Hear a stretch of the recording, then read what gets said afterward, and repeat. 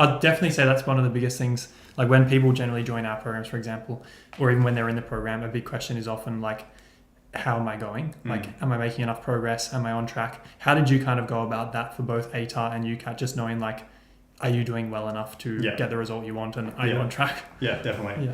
Well, I think it comes down to having very consistent, quick feedback loops. Yeah.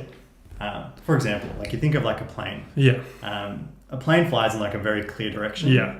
But you can take the plane maybe like a degree off course, like 1 degree east, and will you notice a difference immediately? No. Yeah. Will you notice a difference maybe 10, 50, 100 meters later? Probably not. But then once that plane's been flying for 6 to 12 hours, you'll notice a very stark difference between where that plane is and where it should be. Yeah. And the same goes when it comes to your ATAR and the UCAT. You need sort of consistent feedback loops of how you're actually tracking. Because for some people, when it comes to the ATAR, they only start their practice exams, you know, a month, 2 months out from the real exam.